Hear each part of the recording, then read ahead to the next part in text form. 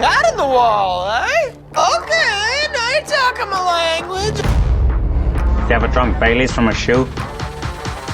Oh, great. Thanks, Mother, for replacing the baby aspirin with LSD. All right, welcome into the View from C Deck. It's me, Just Matt, here with the Dyerwolf as usual, and Just Haas is still trying to get over his Montezuma's revenge in Mexico. Stay strong, baby. Stay strong. Lube up all those holes. Keep them tight. But beyond that, it's week 5 in college football, and we're ready to gamble and make some more money. Casey and I continued our hot streak, although we're officially going to give me a loss. I'll go ahead and take the loss from when we bet. So 2-2-1 from me last week, 3-2 from Casey, but I lost on the half point from the Oklahoma. It was 14.5 when we made the podcast. It was 13 when I betted on Saturday, and I won the 14 point when they won by 14. So I'll take the real win. I don't care about this as much. And it was clutch cargo. But no Ohio State game this week, so we don't have to start there. So we can start at the quote-unquote game of the week, Casey. And the big noon game, Colorado, fresh off a freaking pantsing against Oregon. Back home, though, against USC up in the mountains. It's only a 21.5-point line, and we both picked this one. Who'd you go with? I went with USC, even though that I hate that half point, but I just see them getting boat raced again. I think Oregon's quite a bit better than USC, actually, and they'll probably put up some points against USC, but I just see a complete thrashing. Is Hunter going to be back this week? He says he is. I don't think that's confirmed in any way, shape, or form, though. Oh, yeah, that was another factor. I could see this. I'd almost rather bet the over. I didn't even look at what it was. I could see a lot of. If you thought last week's was high, guess what this week's is? I mean, last week was like 76. What's this one? No, last week was 70.5, I think. 70. Okay. 73.5 this week. Okay. Yeah, I don't think I would hit that. I know. I was leaning towards it because USC's defense is so bad, but Colorado's run offense is abysmal. And I was like, well, it might not. I just don't trust Colorado's offense, I guess, even though they should score. Man, now I'm leaning about to talk myself into this over. But my pick is also USC minus 21.5. Colorado stinks. USC should be up for this one, I think, a little bit more. They came off a not so great effort last week, only up 6 2 different times against Arizona State in the fourth quarter last week. Arizona State is not a good team. But their defense is really, really bad. But like I said, Colorado's offense is all pass predicated. I can't imagine that they do anything to take over. Oh, Jason just texted me. I won't be on. Yeah, of course, we know. They're still ranked, right? Colorado? No, they're not ranked anymore. Everybody saw what they needed to see, I think. I was thinking they just barely hung on, and that would serve for some extra motivation for USC. But to your point, they had a pretty bad game and barely escaped, so they know they need to come in here and put it all together. And Lincoln knows. The over's sounding better and better because Lincoln knows he's going to try to put up some stats for Caleb, try to get him that second Heisman. So I think USC rolls pretty big, but the over-under only scares me because Colorado. Plus, it's in the mountains. The different altitude. You never know. They're both their home games have been a lot lower scoring than their road games, at least what they've given up defensively. But they have Colorado. The smoke and mirrors are over. It's still a great job by Dion. Don't get me wrong, but when they play these top level teams, they're not going to be able to keep up. Other games we have on the docket. Friday night game I picked. Utah's traveling to Oregon State, up to Beaverton. I have had a terrible time picking these Oregon State games. Last week I picked the under, and that was way off, and I picked them to cover the week before, and they were off. They had a tough loss. They almost came back, though, at the very end against Washington State. So the line's a little weird, though, because they just lost. They're 3.5-point favorites against a Utah team that's undefeated. 2 teams that usually rely on defense, although Oregon State was bad last week. So the over-under's only 44.5. But I'm taking the Beavs at home. They are a really good run D still, even after their bad defensive performance last week. And Utah is a really bad offense outside of running. So I think they held on for like a 7-point win, maybe like 24-17.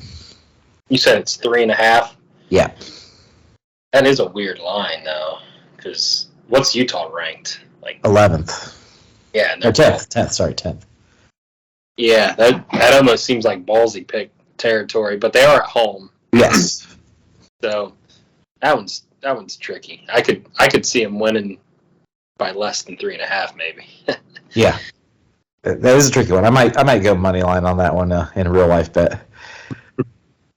Let's see what else we got here. Yeah, 10 of the top 13 teams on the road this weekend. Not a lot of them. That's probably one of the more threatening games besides the other game of the day. But it's interesting to see that. Scum, keeping an eye on the enemy, even though we aren't playing. We're all the way to the 3:30 slate because the noon slate sucks on Saturday. Besides USC Colorado, they're laying 17 going to Lincoln to play Nebraska in the Fighting Matt Rules. You and Jason both picked this one as one of your games. The Haas picked Scum to cover. I love Scum to cover in this one. Bad offense. Nebraska totally relies on running the ball. It's really hard to run against Michigan unless you're much more talented in other places. Because Rutgers wasn't a bad running team, and they got shut the F down last week. So I'll take Michigan to cover over under point 39. I think I like the over, but I thought that last week with them. Yeah, they literally hit the under every single week, and that bit me last week because I thought they were due. It was close, though. It came down to the very last drive. They could have got it for me. But I think they've beaten everybody by more than 17. Nebraska's trash. I mean, their schedule's been trash so far. Rutgers was the best team they'd played by far. Nebraska I think they lost by more than 17 to Colorado, didn't they? 22, yeah. Yeah, so that tells you right there. I think this one's almost too good to be true. It kind of scares me a little bit that I think it seems pretty damn low, but I think Michigan doesn't score a ton of points, but I could see them shutting Nebraska the hell down, like holding them to 3, and then all they'd have to score is 21 to cover. Basically, Michigan's scores have been like the same every game, like 31-6 or 7 is like pretty much what it always is. This is their first road game of the year, though, so that could explain the lower line. And Nebraska's defense, their run defense is actually pretty good. They're giving up under 100 yards a game. Michigan's they haven't been blowing the doors off running the ball. Corum's averaging like 80 yards a game, and Edwards is averaging like 30. Oh, Corum's been fine. Edwards has been awful this year. He's averaging like 3 yards a carry. I don't know what the hell's happened with him. That's what's been holding their offense back. Is the two-headed monster is not a two-headed monster right now. Other 3:30 action, defending champion Georgia Bulldogs with their first road test of the year, heading to Auburn for a rivalry game with the War Eagles. 14.5-point spread. I'm staying away from that one because only real team they played is South Carolina, and that was a close game. But I don't trust Auburn at all if they just got blown out against Texas A&M. But I am going with one of my picks here for the under of 45.5. I just think Georgia on the road first time, these new clock rules and everything keeps them from going off I think they shut down Auburn either way. Who only scored 10 against A&M. Georgia, 27-10 maybe, something like that. Easy under here. Yep, I went with Auburn in this one because that half point I'm getting 14.5. I like that. I think Georgia has looked completely human this year compared to the last couple of years where they've just dominated basically every game except for us. They've really come down to earth. It's a rivalry game. It's away. I think it's going to be a really close game. Georgia will probably pull it out, but I like that extra half point I'm getting. I like it too. But I mean, I feel like they have to. They had a bad effort last week though against UAB, which would scare me a little bit that Kirby didn't just turn this into a whip game here. Yeah. The other, there's a third top 25 matchup. Texas at home against the vaunted ranked Kansas Jayhawks. Rolling into town 4-0, 2 unbeatens. One of the only matchups of that this week. I think the only matchup of that this week. only 16.5-point favorites, too, for Texas. I really wanted to, even though ranked battle, but they're at home, and they are far superior on both lines of scrimmage, which I think they might be better than everybody on both lines of scrimmage, to be frank. And I want to pick them, but they play Oklahoma next week, and that scares me off. The big game coming up the following week always scares me a little bit. So I stayed away, but I would take Texas minus 16.5, over-under of 61.5. I'll probably go under on that. Yeah, that's tough. I bet on Kansas a decent amount last year when they got hot. I think they started out like 6-0 or 5-0 at least. Yeah, 5-0, but they barely got bowl eligible. Yeah. So maybe this is when the wheels fall off because I think Texas is legitimate. They're right up there with maybe one of the most complete teams in the country. So 16.5, that's kind of a weird number. I'd go with them. Yeah. Now to the Casey Dyer trash Big Ten game of the week, garbage pick.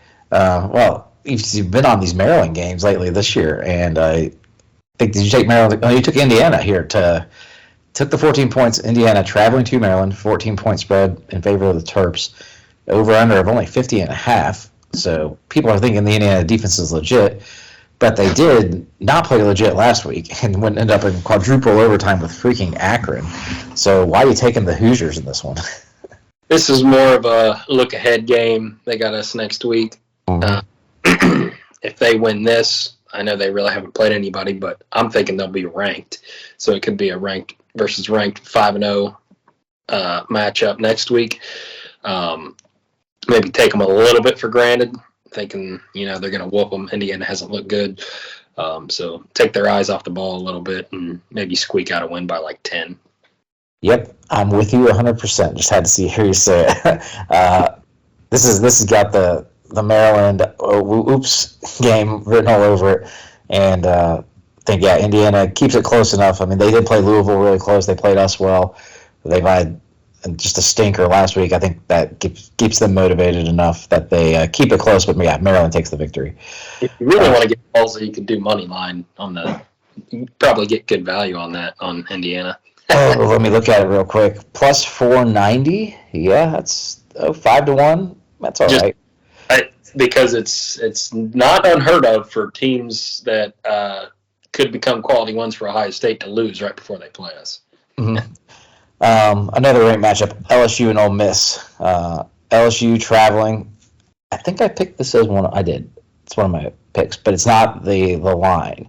I picked the over of 67 because LSU continues to stink on defense. Ole Miss has a good offense that got shut down by Bama last week, but Bama does that to a lot of people, and I'm not reading too much into it. It's at Ole Miss too.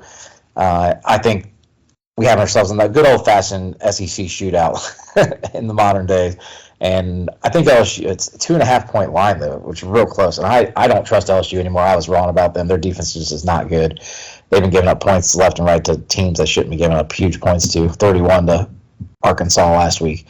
So, I'm going to take that. That is a high line now that I think about it more, but I'm still taking it. Jane Daniels can put up points against anybody, but Ole Miss will put up some points, too, at home.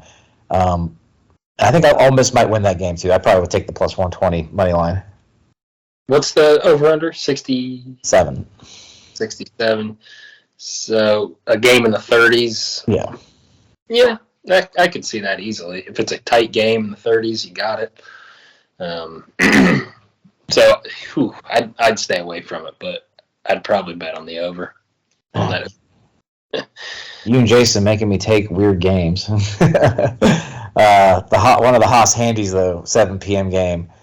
Oklahoma, this is another game I kind of want to take. Oklahoma hosting Iowa State, who's been dreadful as well, though. They did beat Oklahoma State last week, though. But Oklahoma, I watched most of their game with UC. It was crazy. They looked good and then bad at the same time because they would move the ball so easily sometimes and then just get in their own way at the end of the possession, fumble in the red zone, whatever.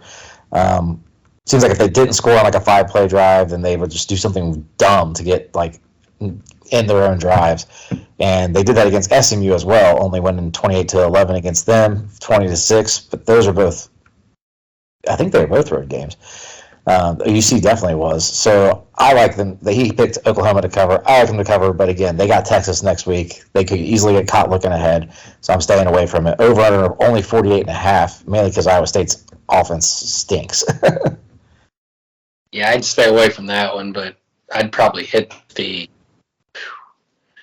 Under. Don't go under. Oklahoma plays a very high pace. Well, they only scored what they scored last week, 28. 20.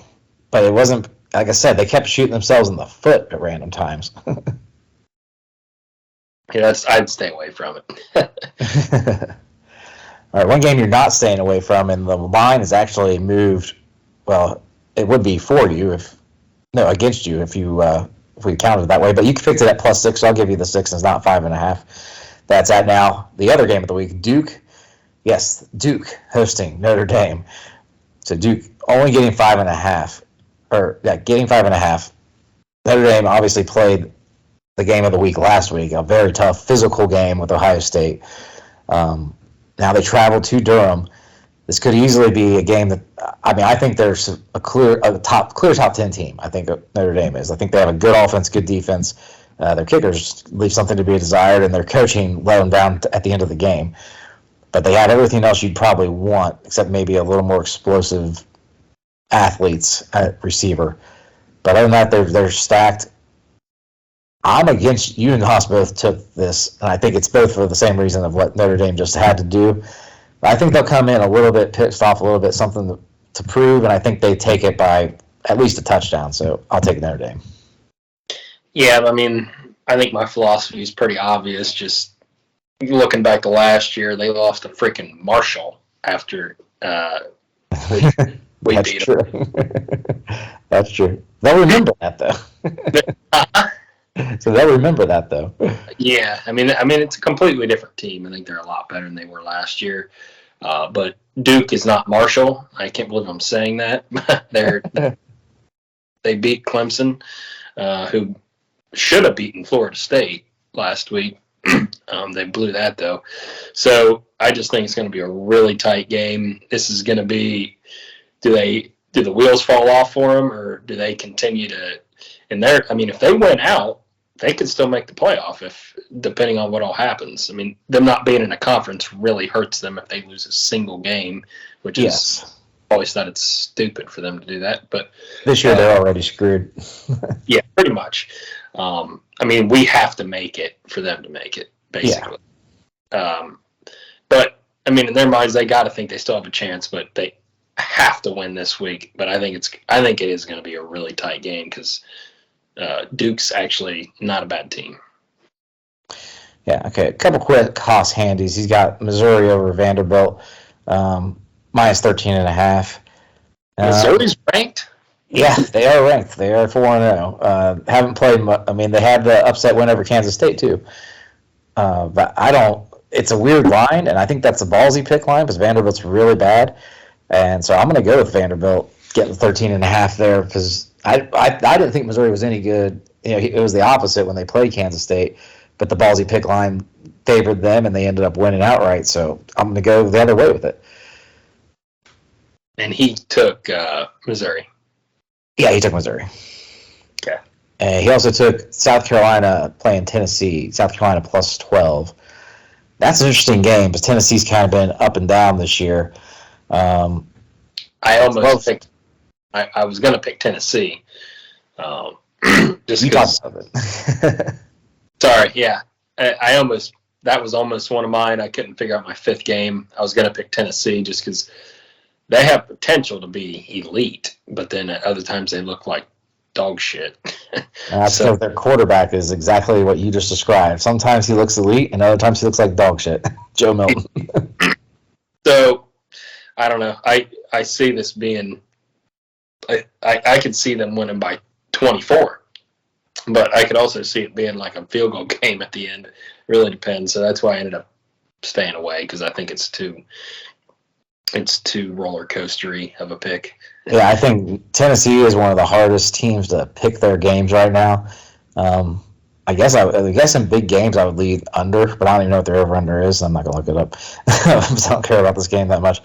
But I'll take South Carolina too. Though I mean, obviously they pounded Tennessee last year, so that could easily happen again. And their quarterback still played pretty. Spencer has played pretty well this year.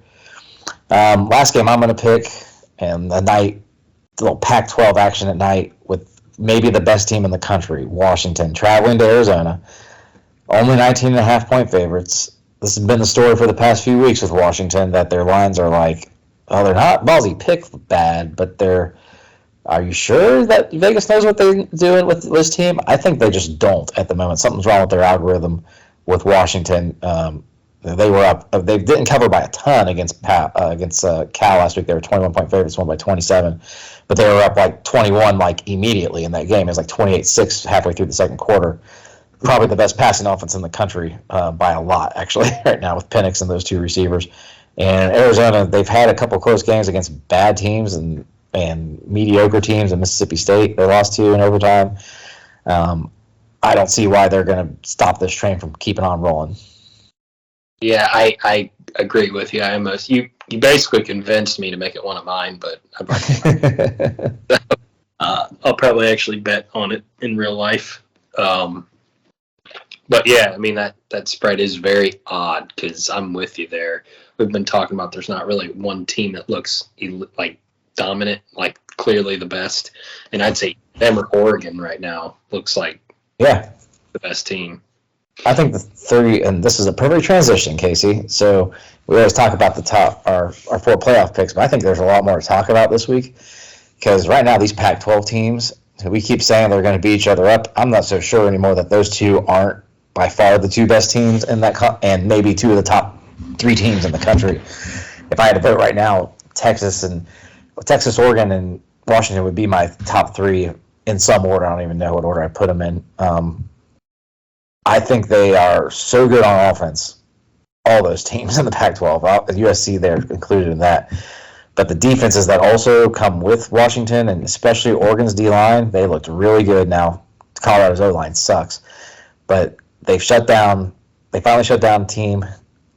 I think the winner, they play each other on the 14th. They play each other in two more weeks.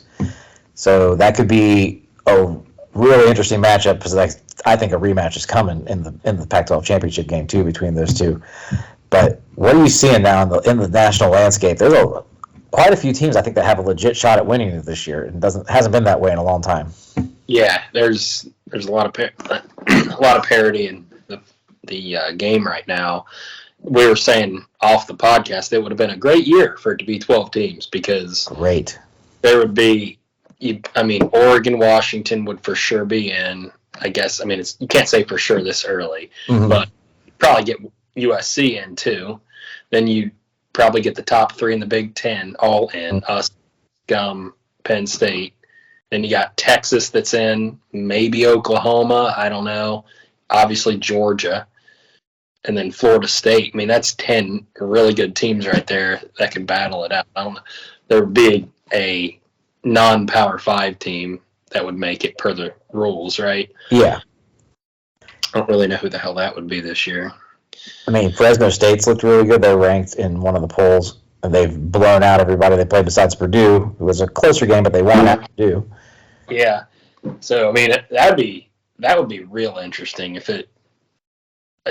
I'm thinking ahead, like if this was 12 teams, how sweet would it be if we played we could theoretically play Bama. Bama could make it as like the 10 seed, and we're the 5 or whatever the math would be on that because the top 4 would get buys, I think. Right. So we would technically be like the 5 seed right now if we just went through with how they're doing it. We'd be the 5 seed, and we'd probably play. I guess the 12 seed would be Fresno State. Most likely. So maybe that wouldn't be too exciting for us. But if we went by the actual number 12 team, that's Bama right now. Yeah. So there'd be some real interesting matchups. Or if you could see, Washington playing Texas or something in the semifinals, that'd be a hell of a game. Yeah, it'd be really interesting. The other thing I was thinking about, I don't know what they're going to have to completely change those guidelines because it specifically says the Power 5 champions are in. Well, now there's only going to be 4 conferences. It says the top 6 will be in. Top 6 conference champions. It does not say Power 5. And they already said they are not changing it because it's going to be too much of a pain. So, yeah, right now, like next year, there's going to be 2 non-P5 champions in the tournament, which is dumb to me. Can't believe they didn't put a qualifier on that. It should have been top, I'd say any champion who finishes in the top 15 should be in. Yeah. Other than that, if you're not finishing in the top 15, or maybe if you need one more, the top 5, then the top one that's as nice in their top 20. Like, if you're not ranked, why are you in? That doesn't make sense. There's likely going to be an unranked team making it. Right, I agree. Yeah, I mean, right now, let's see, Fresno State and Tulane and Air Force are the only 3 getting a vote right now. That's it. And Fresno State and Air Force are in the same conference, so they're both not getting in. So Tulane would be in by default almost. Wow. Yeah, I don't. Conference champ, right? So so you don't know what's going to happen in those crappy ass conferences in their championship. You could have a 8-4 team win their conference championship. 8-4 from a crappy conference, not like you're 8-4 like Ole Miss or something like that. Yeah. Or Wisconsin, Ole Miss, something like that. Yeah, no, it's going to be 8-4 Memphis coming, like scratching their way in, or Navy, or something like that. Like, and people say, "Oh, wouldn't that be great?" No, it wouldn't. These are going to be; those games are going to be absolute ass kickings because they're road games too for them. They're going to go on the road to play one of these teams with the championship on the line, basically. No, they're going to get beat 52-3. Yeah, I mean, this might be a bad example for us right now because I still don't completely know who we are as a team. But if we played that 12 seed and it was like Navy or Memphis, that would be, I mean, people would watch because it's Ohio State, but we'd be 24-point favorites probably in a playoff game. More than that. Against Navy, we're like 30-point favorites easy against some team like that. Yeah. I mean, Western Kentucky is like an upper echelon team and from that lower level, and we were 30-point favorites against them, so I don't see why it would be any different. But we digress a little bit, but I just thought here's using the top 25. I think Georgia could win it all. I think Michigan could win it all. Texas, us, Florida State, Penn State, Washington, Oregon. And man, if Notre Dame somehow made it, I don't think they can just because of the way things are set up now.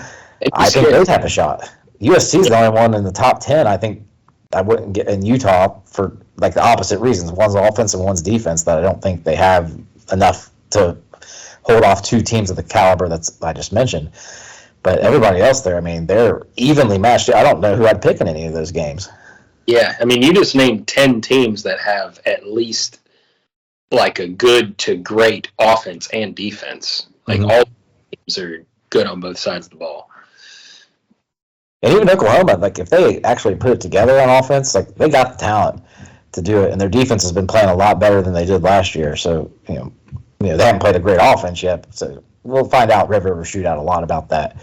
But I think Texas will handle them. But it's still like there's so many good teams out there. But we have to pick 4 from that, and have your 4 change from last week, Casey.